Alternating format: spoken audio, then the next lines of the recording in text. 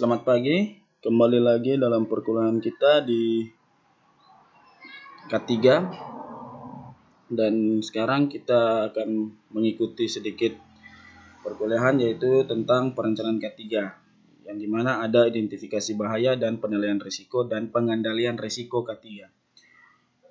Dalam setiap proyek kerja, dalam setiap kegiatan proyek atau kegiatan konstruksi itu terdapat yang namanya pengendalian dari K3 atau perencanaan dari K3 itu sendiri. Jadi pengendalian dari kesehatan dan keselamatan kerja. Nah, dalam tiap-tiap proyek itu ada masing-masing yang namanya item kerja atau uraian-uraian pekerjaan yang harus kita kerjakan dari satu. Misalnya ini ada yang di dalam video ini dalam pekerjaan jalan ya. Dalam pekerjaan jalan di mana pekerjaan-pekerjaan itu punya item. Yang pertama itu ada salah satu item itu yang di kolom uraian ini ada pekerjaan mobilisasi alat berat. Nah, mobilisasi alat berat ini dia adalah sebuah item pekerjaan yang harus dikerjakan dalam kegiatan proyek itu. Nah, bagaimana pekerjaan itu supaya tidak mengalami masalah tentang keselamatan dan keselamatan kerja dan kesehatan kerja itu maka dibuat identifikasinya. Identifikasi dari bahaya pekerjaan itu ada di yang kolom yang ketiga ini. Di situ identifikasinya ada 3 di situ. Yang pertama terjadinya tabrakan, yang kedua lepas atau jatuhnya alat berat dari mobil angkutan, yang ketiga terkena alat berat. Nah, bahaya yang terjadi akibat hal-hal itu adalah yang pertama itu kerusakan alat berat dan korban jiwa, selanjutnya ada yang luka berat. Nah, bahaya-bahaya ini yang kita identifikasi. Jadi, ketika bahaya-bahaya ini bagaimana kita identifikasi sehingga kemungkinan dapat diminimalisir. Nah, selanjutnya ada yang namanya sasaran dari K3. Menciptakan lingkungan kerja yang aman, mengurangi terjadinya kecelakaan, gangguan kesehatan.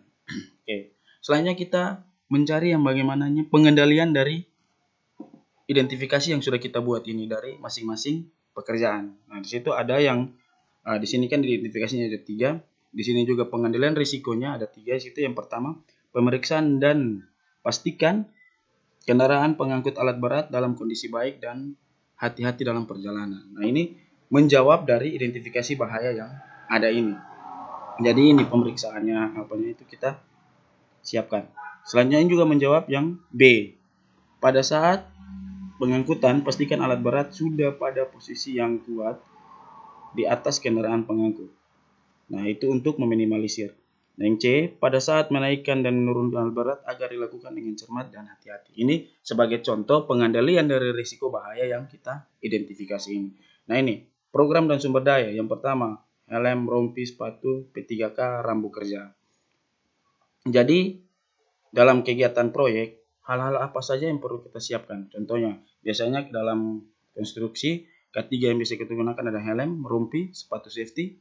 Hal-hal seperti itu harus kita siapkan. Dan P3K, rambu kerja. Nah, itu hal-hal yang harus kita perhatikan di lokasi pekerjaan. Nah, misalnya ada hal-hal lain yang harus ditambahkan, itu bisa saja kita tambahkan di sini. Contoh untuk penambah dalam kegiatan K3 kita di lokasi. Contoh yang di bawah ini ada galian struktur, di situ ada tambah dengan sarung tangan, masker karena debu. Karena kita di K3 kita tidak hanya berbicara tentang kesehatan kerja atau keselamatan kerja yang terjadi saat itu saja, tapi K3 ini dia juga menjamin keselamatan kerja dan kesehatan kerja yang terjadi berkelanjutan. Jadi tidak hanya diperhatikan saat kerja saja, tapi kesehatan selanjutnya juga diperhatikan. Karena setiap pekerja sekarang kan ada yang namanya BPJS Ketenagakerjaan dan itu menjamin kesehatan seseorang.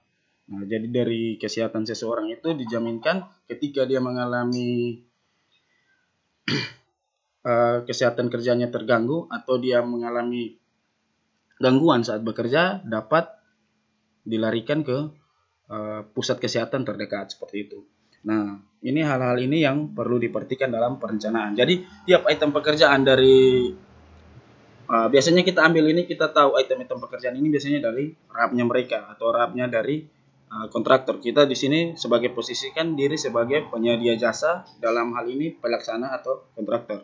Nah, sehingga hal-hal ini seharusnya kita sudah memilikinya, yaitu dari rap-rap kita atau dari time schedule kita sudah ada, sehingga pekerjaan-pekerjaan sejauh mana kita kerjakan sudah kita tahu. Hal-hal apa yang perlu kita kerjakan di lapangan. Nah, ini contoh yang kedua, ini ada galian struktur dengan kedalaman 0 sampai 2 meter dan galian struktur dengan kedalaman 2 sampai 4 meter. Hal-hal apa saja yang kemungkinannya terjadi. Nah, itu kita identifikasi. Dan itu sebelah ini, di sebelah ini dia punya penanganannya. Dan ini di pengendalian ini bagaimana pengendalian risikonya. Habis itu ada sumber daya yang akan kita gunakan di dalam kegiatan tersebut. Nah, sampai di sini saya akan memberikan tugas untuk ketiga ini. Ini hari Selasa dan saya akan dikumpulkan 1 minggu lagi. Dan tugas ini tugas mandiri. Tiap-tiap mahasiswa wajib mengumpulkannya. Nah, tugas yang saya berikan ini adalah yang pertama, dicari rap atau dia punya rap yang memuat tentang uraian-uraian pekerjaan atau item-item pekerjaan yang akan kita kerjakan. Misalnya di dalam pekerjaan yang tidak perlu yang besar, pekerjaan yang penting itu adalah gedung boleh, jalan boleh, air boleh. Jadi silakan teman-teman, tapi tidak ada yang sama masing-masing. Dan ini dikerjakannya tiap item pekerjaan dibuat identifikasi bahaya dan pengendalian risiko dengan program sumber daya yang akan digunakan. Seperti ini, dibuat dalam tabel dan itu masing-masing, dan di atasnya itu nanti disampaikan pekerjaan apa atau pekerjaan yang dikerjakan itu apa, sehingga bisa dibuatkan tugas. Nah, tugas ini dikumpulkan 1 minggu dari sekarang. Jadi hari ini hari Selasa, tugasnya dikumpulkan Selasa depan dalam bentuk jilitan rapi, dan saya hanya menerima tugas ini dari masing-masing ketua kelas. Untuk item untuk rap atau time schedule yang didapatkan itu juga dilampirkan sehingga saya dapat melihat uraian pekerjaannya apa, sudah benar atau tidak. Nah, ini tugas ini masuk dalam nilai tugas, jadi saya harap semua mengumpulkan. Yang tidak mengumpulkan saya anggap tidak ada dan tidak mau mengumpulkan, otomatis bisa tidak lulus.